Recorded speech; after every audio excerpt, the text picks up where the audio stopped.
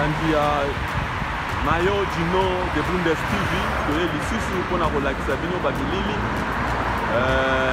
Toye kokanga Mère Madova de Berlin, bino boyebi Mère Madova, maman wana aza mama social, aida ba musicien congolaise belé na angolaise. Alors aza mère sociale na biso awa na kati ya Bundesrepublik Deutschland, na kati ya mboka ya Berlin.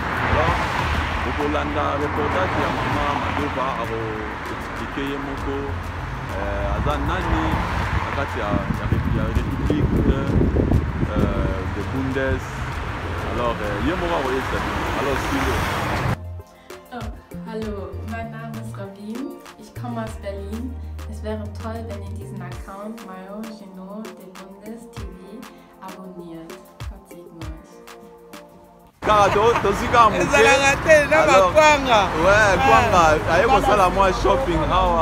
Alors, donc il y a Mère Madova. Bon, ça la reportage na Mère Madova. À tout à l'heure.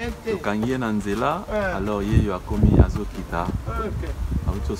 Ba mwa biloko na ya kolia siko tokomi na ndako na ye tozoki kotia la place Mère Madova avanda parce que Mère Madova aza mama mo social bato ebele bayebi ye asalisi bato ebele malgré boyebi ke mokili ezala nango kaka bongo so aide bato ebele alors sika uti encore so encore ezali ke auti osomba biloko alati eloko moko ya danger.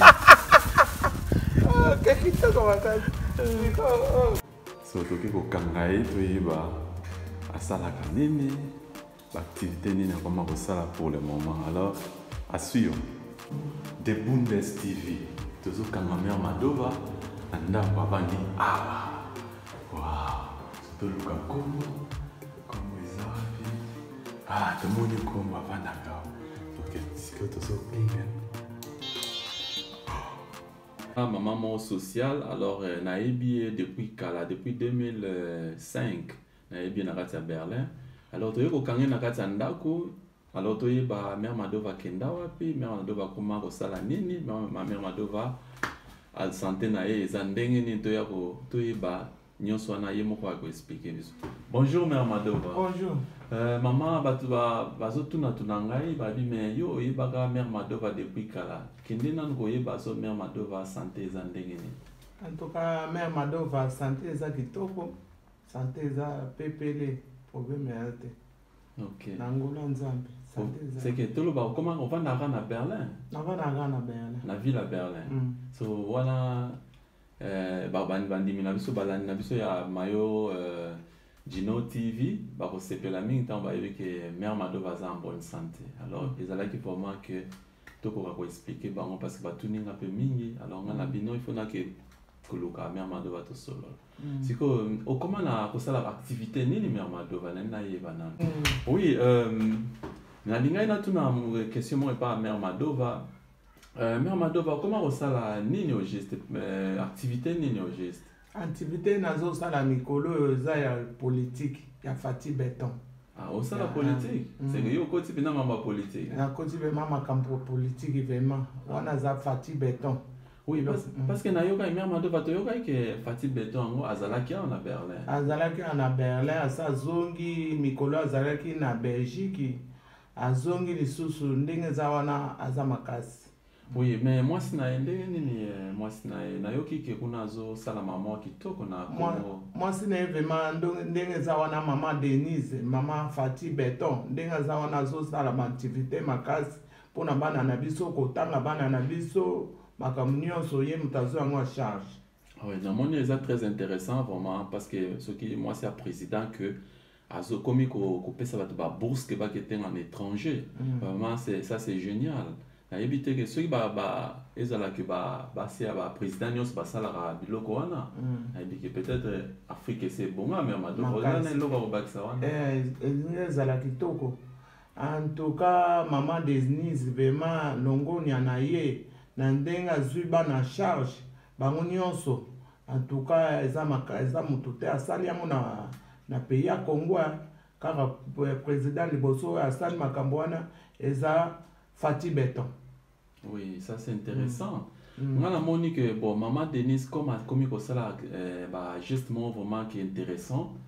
nandimi que biso il faut vraiment to kita to kutana na maman Denise to ko poser ba question ozo omoni ndenge nini. En tout cas merci na kosepela nango eza kitoko makasi ata biso moko tozolinga vraiment to kita kuna to soutenir maman Denise.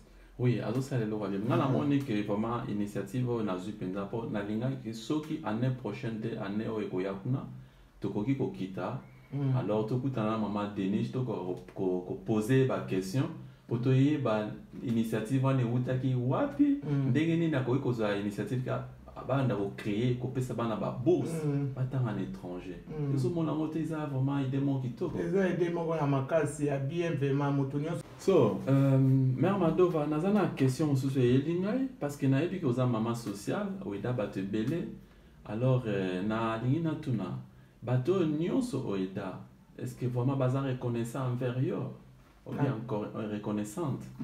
En tout cas na bato nga na eda en tout cas soki nakutani na bango na ke mboka mopaya so namoni ata moko en tout cas bayedaka nga makasi nasepelaka nango mpe nde nayeda bango ndenge mpe bango soki tokutani libanda ya Berlin soki nakei na mboka mopaya o Belgique France en tout cas soki nakutani na moko akoyede abayedaka nga toujours. En tout cas, na sepelaka makasi. Et pas question na biso c'est pas mère Madova to ba pour na futur na ye azo kanzani ni pour futur na ye za abi za IDPS za parti na za IDPS. Alors yet to siko na poser question akanisi nini pour na futur ya c'est que eloko nini azo préparer pour na futur na ye mère Madova à vous. En tout cas futur na nga nazo préparer que nazo ngamboka na soutenir président Félix Tshisekedi Tshilombo Mwamai na soutenir ye namba nini nyonso azosala na makambo nyonso azosala na Congo en tout cas akende liboso na gouverneur na ye kende liboso na parti politique na ye IDPS ezala liboso ezala likolo to tombola. So mère Madova to lisusu nazo tuna ozo kanisa nini pour na futur ya IDPS? En tout cas futur ya IDPS ndenge eza wana nazolinga maman Denise nazolinga kosoutenir ye mpona baide na ye mpona bamama oyo azoyede bango nyonso. En tout cas tosala malamu ekozala bien mpona ye mpe biso bamama tosoutenir maman Denise na musala ozosala biso nyonso to soutenir ye na musala ozosala eza malamu mingi mpona biso mpona IDPS vraiment. En tout cas biso nyonso bo tozalaka bomoko tozala parti politique moko tolinga te toyoka boye wana eza bien te. En tout cas ndenge naza boye nasilisi na nga na maloba nyonso naza nango mpona mama Félix mpona mama Denise biso nyonso to soutenir ye to tambola elongo ekozala bien. So bouti kolanda mère Madova uti expliquer bino ndenge azali azana e bien alors na parti politique ne pe ezo kende malamu bino boyoki azo soutenir IDPS parce que za parti politique na ye na ba maman neti maman Denise moi c'est Félix qui Antoine Tshisekedi ndenge azo sala ko zo initiative a ko aider ba maman ba causer ba jeune alors vraiment à continuer nzamba ko pambola parce que tout le monde que mère Madova pesi opinion na ye alors il y a soutenir bango et ça te que IDPS eza parti ya mutu moko eza parti ya batu nyonso. Alors so comme on biso to komi ko kota ko ya ko poser ba mère Madova pour te dire mère Madova qui est mère Madova.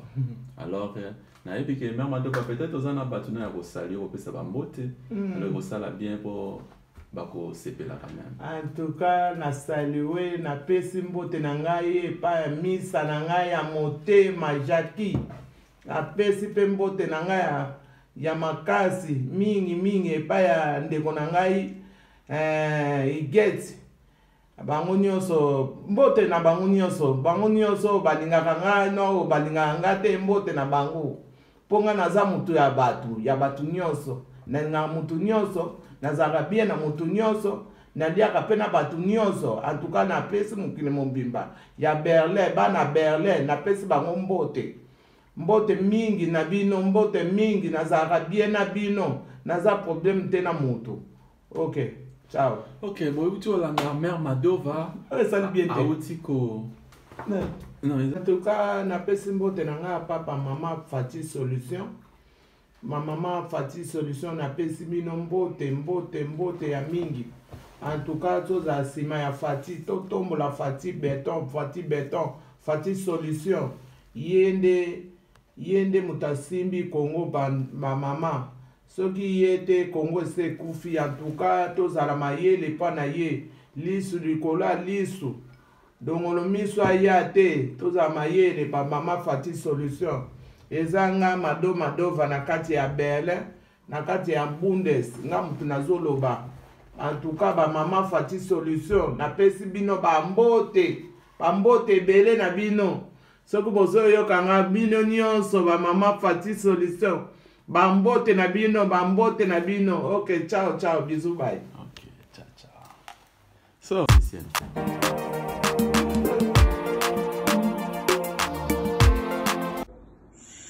Shalom, peuple de Dieu. Shalom, banana nzambe.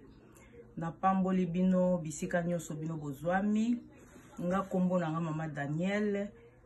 Na iko invité bino na site na biso kombo na Mayo Gino de Bundes TV.